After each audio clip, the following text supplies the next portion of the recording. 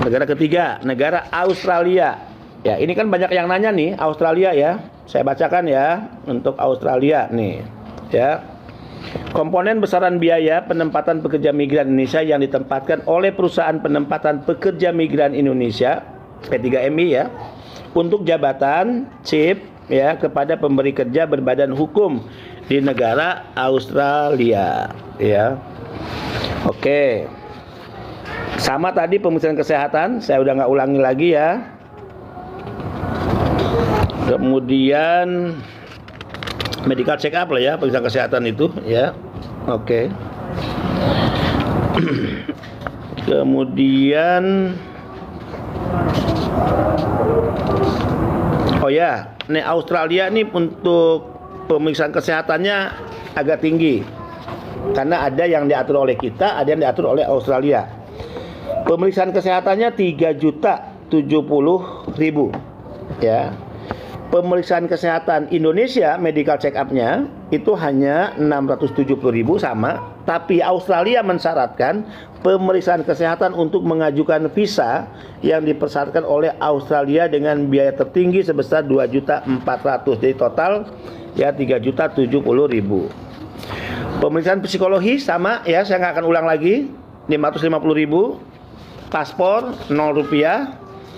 Kemudian kepesertaan jaminan sosial BPJS/TK yaitu ya untuk sebelum 37.000, selama dan setelah menjadi PMI 656.500 ya, total 694.000. Kemudian pengurusan perjanjian kerja. Nah, ada pengurusan perjanjian kerja ya. Itu 2.028.800 atau Australia dolar ya, 200 Australia dolar. Ini tidak dibebankan oleh PMI ya untuk biaya pengesahan perjanjian kerja, dibebankan kepada pemberi kerja. Ingat nih, jangan mau dibodoh.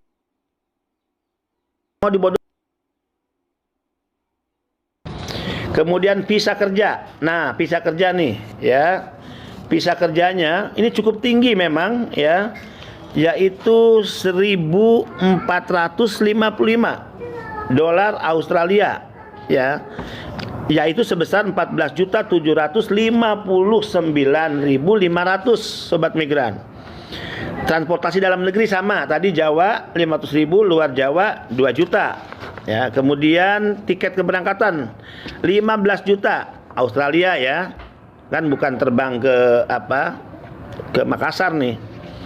Kemudian jasa perusahaan ya, jasa perusahaannya 14 juta, tapi bukan beban PMI kalau jasa perusahaan ya, yaitu 4.500 dolar Australia, yaitu 45.648.000 dibebankan kepada pemberi kerja. Jadi keuntungan perusahaan yang memberangkatkan kita dari Indonesia, dia untung karena diberikan jasa perusahaan sebesar 45.648.